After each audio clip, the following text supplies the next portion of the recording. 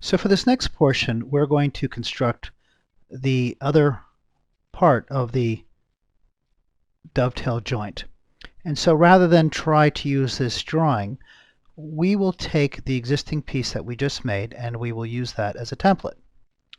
So the way I'm going to do this is I have already copied another piece here, and if you didn't copy it, really what you want to do is copy the last piece that we made and then explode it and take it back to a form that resembles what we're working on here. Now what we'll do is go to a top view, and then we can just eliminate a substantial portion of this. And so you can explode it if you need to get to the individual pieces. And we should see essentially this. And what we're going to do is we'll be deleting a lot of these pieces. So very carefully, you can go ahead and select them all at once and then delete it. And then I'll simply cap these off. Now I could just probably mirror this, but to expedite it, this is probably just as fast.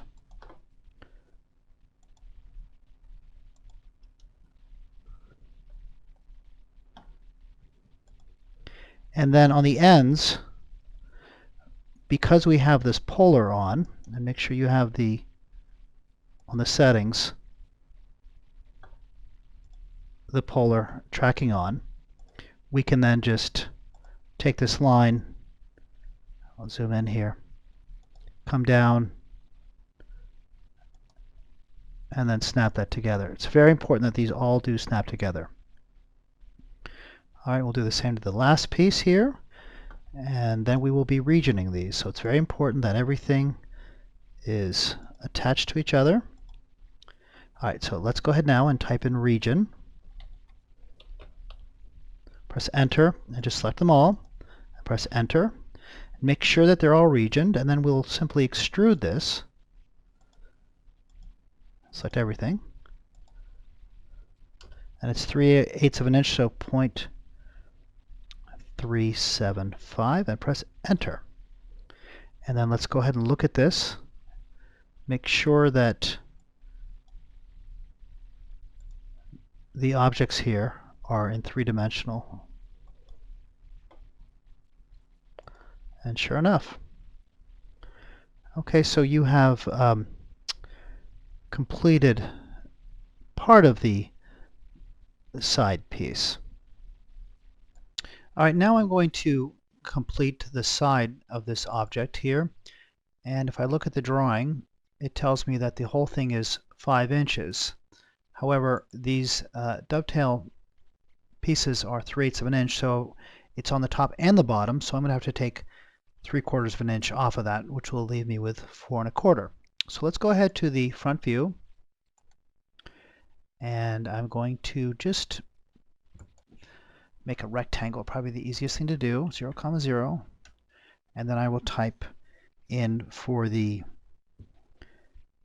x-axis, it's going 9.75, and on the y, it goes 4 1/4. And press enter. And then let's just go extrude this while we're here.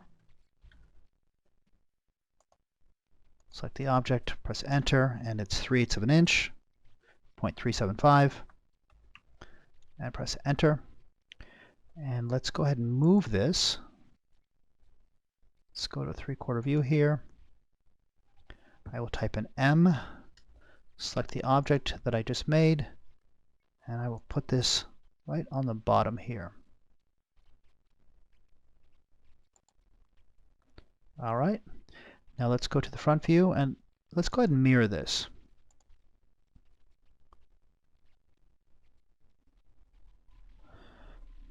All right, so type in mirror, select the 6 items, press enter, make sure I have the midpoint, come across, press enter, and let's go ahead and turn this into one object. So we'll go to the union, select the whole thing, and press enter. And I think what we'll want to do here is put this in a different color. So go ahead and select the object, right click on it, go to Quick Properties, and it's going to stay in this drawer, but let's just change the color to a yellow. And then type in M for move, select the object, and let's see if it all works. Zoom in here, put it right on that corner, and sure enough it works. You want to inspect it. Now let's go then to the front. Or this, actually the side is what we want to do here. And we'll type in mirror, press enter, select the object, come down, press enter. Now go ahead and press enter again because the command hasn't changed. We'll do the top portion, press enter. Now it's very important that we inspect this item. Hit escape. We want to make sure that all the dovetail joints are connected. So you really want to inspect this. And I think it looks pretty good right now. Let's get ourselves ready to move this thing. So now what we're going to do is we need to place this on the top of the desk, but I do see that there's a 1/2 inch gap between the drawer and the end of the table. Not quite sure why they did that, but it does follow the lines of the leg, so aesthetically I guess that makes sense. Now let's go to the top view. What we need to do, however, is rotate this object. So let's go to the top view and type in rotate. And we need to rotate it 90 degrees. Press enter. Pick any point. And then we'll rotate it 90 degrees or 270, however you want to do it. Now let's get our table back. So type in layer. Press enter. Let's get the desk. And there it is. And it'll probably be easier to go into 2D at this point. It's 2D wireframe. And since it's a 1/2 inch, I'm just going to make a little block that's a 1/2 inch. So in the rectangle, I just start at 0, 0 and type in 0.5, comma 0.5. Little jig here. All right, and then type in M for move. Select the object I made. Now I'm think it's probably going to have to be raised up a little bit, so I could go to the orbit or just the isometric view and look at that. Sure enough, I need to move it up. All right, but I'm ready now to move the drawer. Type in M for the move. I have 4 items. I need to make sure that I have everything here. Grab the corner, zoom in and put it on the end right there. And let's go ahead and look at this with a shaded view.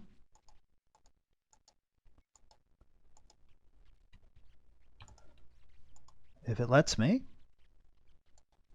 It's being funny, so I'll just go up here and shades with edges, and there we go.